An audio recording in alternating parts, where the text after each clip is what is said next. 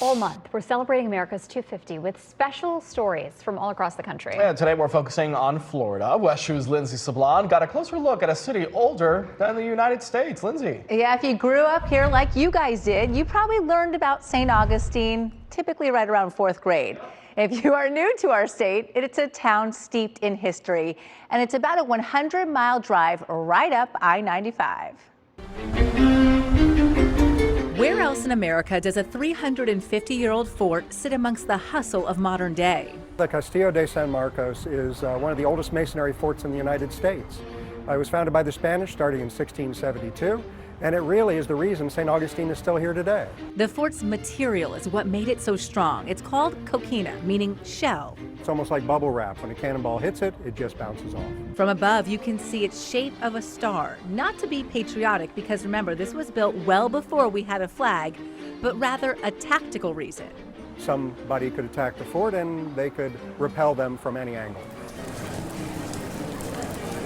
We've crossed the street from the fort and we're in the Colonial Quarter Museum. Today, St. George Street is packed with people who take a step back in time and shop along the pedestrian-only road flanked with homes built by the Spanish. This is where the families live that supported the soldiers in the fort. John Stavely didn't grow up here, but he's made it his work to educate people about St. Augustine, running the Colonial Quarter and Pirate Museum. He took us inside one of the original homes first built by the Spanish. But in the 1760s, the British came in.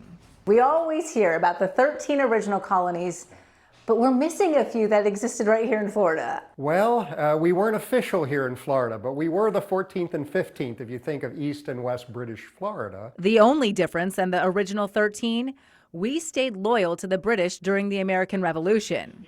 The city is full of firsts. First Thanksgiving, as far as we know. When the Spanish landed, they broke bread with the natives, held a Catholic Mass.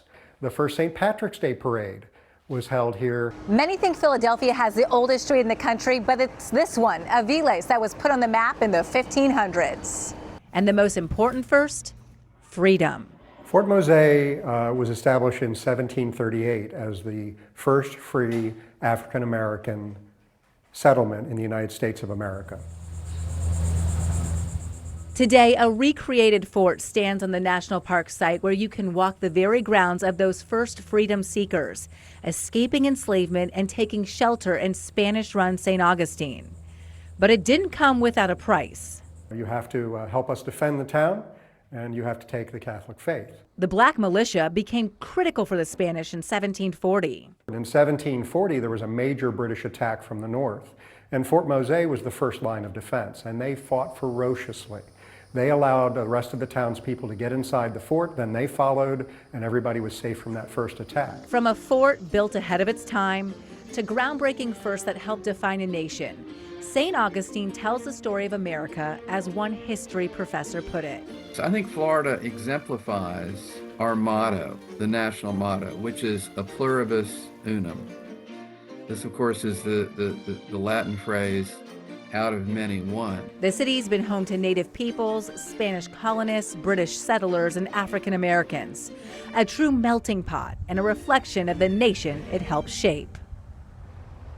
It's always so fun to go there. Okay, you did this trip when you were Took me younger. back to elementary school. Yeah, absolutely. Isn't it amazing? I did it with my daughter this year because she's in 4th grade. Yeah. There's so much history there.